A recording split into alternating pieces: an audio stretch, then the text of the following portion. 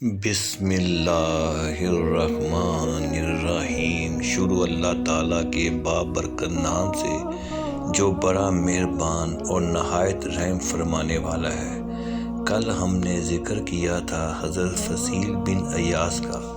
آج کی ویڈیو میں بھی ہم انہی کی زندگی کے اہم حالات اور واقعات بتائیں گے۔ گزارش ہے ویڈیو کو توجہ اور انتہائی دھیان سے آخر تک لازمی سنیں تاکہ ان اللہ والوں کی باتوں کی تاثیر آپ کی روح میں اتر سکے۔ حضرت فضیل بن عیاض کی بے نیازی۔ ایک رات ہارون الرشید نے فضل برمکی کو حکم دیا کہ مجھے کسی درویش سے ملا دو۔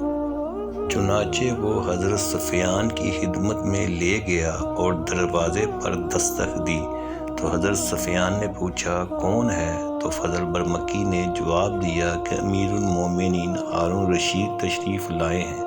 سفیان نے فرمایا کاش مجھے پہلے علم ہوتا تو میں خود ان کے استقبال کے لیے حاضر ہوتا۔ یہ جواب سن کر ہارون الرشید نے فضل سے کہا کہ میں جس درویش کا متلاشی تھا ان میں وہ اوصاف نہیں ہیں اور تم مجھے یہاں لے کر کیوں آئے ہو؟ فضل نے عرض کیا کہ آپ جس قسم کے بزرگ کی جستجو میں ہیں وہ اوصاف صرف فضیل بن عیاض میں ہیں۔ یہ کہہ کر ہارون کو فضیل بن عیاض کے پاس لے گیا۔ اس وقت آپ قرآن مجید کی آیات تلاوت فرما رہے تھے۔ ترجمہ: یعنی کیا لوگ یہ سمجھتے ہیں کہ جنہوں نے برے کام کیے ہم ان کو نیک کام کرنے والوں کے برابر کر دیں گے؟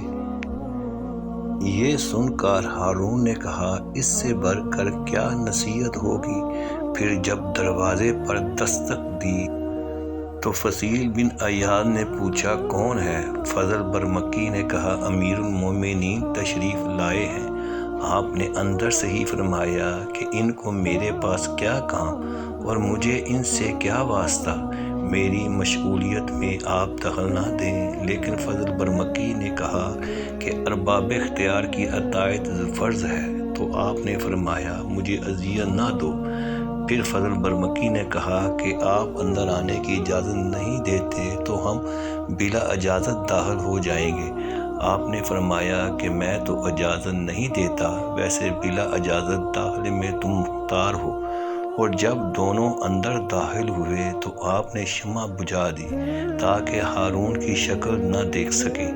لیکن اتفاق سے طریقی میں ہارون کا ہاتھ آپ کے دست مبارک پر پڑ گیا تو آپ نے فرمایا کتنا نرم ہاتھ ہے، کاش جہنم سے نجات حاصل کر سکے۔ یہ فرما کر نماز میں مشغول ہو گئے۔ اور جب آپ نماز سے فارغ ہوئے تو ہارون نے عرض کیا کہ آپ کچھ ارشاد فرمائیں۔ تو آپ نے فرمایا کہ تمہارے والد حضور اکرم صلی اللہ علیہ وآلہ وسلم کے چاچا تھے، اور جب انہوں نے حضور اکرم صلی اللہ علیہ وآلہ وسلم سے عرض کی کہ مجھے کسی ملک کا حکمران بنا دیجیے تو حضور اکرم صلی اللہ علیہ وآلہ وسلم نے فرمایا کہ میں نے تمہیں تمہارے نفس کا حکمران بنا دیا ہے، کیونکہ دنیاوی حکومت تو روز محشر بجائے ندامت بن جائے گی۔ یہ سن کر ہارون نے عرض کیا کچھ اور ارشاد فرمائے۔ تو آپ نے فرمایا کہ جب حضرت عمر بن عبدالعزیز کو سلطنت حاصل ہوئی تو انہوں نے کچھ ذی عقل لوگوں کو جمع کر کے فرمایا کہ میرے اوپر ایک ایسا بوجھ ڈال دیا گیا ہے جس سے چھٹکارے کی کوئی سبیل نظر نہیں آتی۔ ان میں سے ایک نے مشورہ دیا کہ آپ ہر سن رسیدہ مومن کو باپ کی جگہ تصور کریں اور ہر جوان کو بمنزلہ بھائی کے اور بیٹے کے تصور کریں، اور عورتوں کو ماں، بیٹی، بہن سمجھیں، اور انہی رشتوں کے مطابق ان سے حسن سلوک سے پیش آئیں۔ ہارون الرشید نے پھر عرض کیا کہ کچھ اور نصیحت فرمائیں۔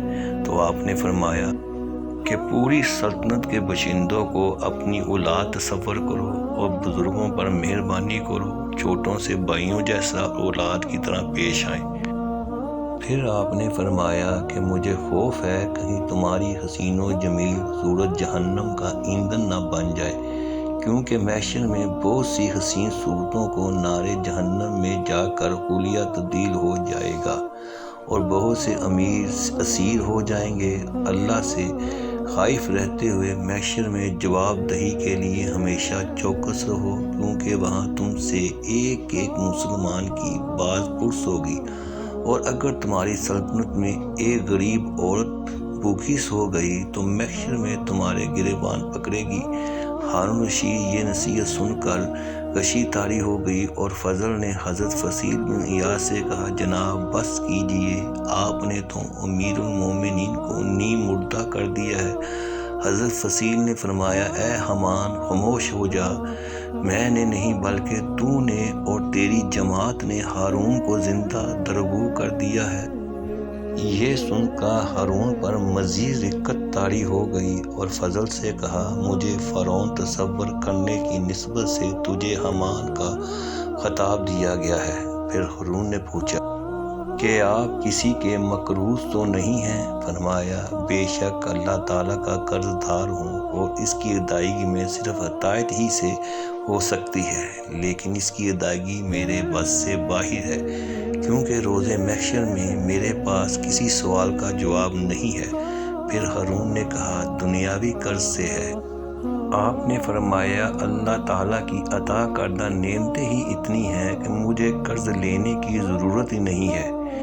اس کے باوجود ہارون نے بطور نذرانہ 1000 دینار کی تحویل پیش کرتے ہوئے عرض کیا کہ یہ رقم مجھے اپنی والدہ کے ورثے میں حاصل ہوئی ہے، اس لیے قطعاً حلال ہے۔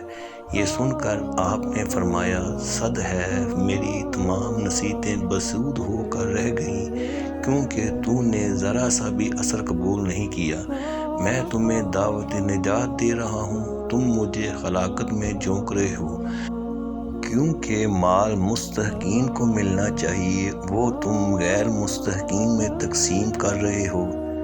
اس کے بعد ہارون نے رخصت ہوتے وقت فضل سے کہا کہ یہ واقعی افضل بزرگوں میں سے ہیں۔ آج میں اس سلسلے کو یہیں پر اختتام کرتا ہوں، کل پھر انشاءاللہ تعالی حضرت فضیل بن ایاز کی شخصیت کے بارے میں یہیں سے بات شروع کریں گے۔ میری دعا ہے کہ اللہ تعالیٰ میری اور میرے سننے والوں کی ان نیک بندوں کے صدقے بخشش فرما دے، آمین ثم آمین۔ آخر میں میرے سننے والوں سے گزارش ہے کہ درود پاک پڑھ لیں، صلی اللہ علیہ وآلہ وسلم۔ شکریہ۔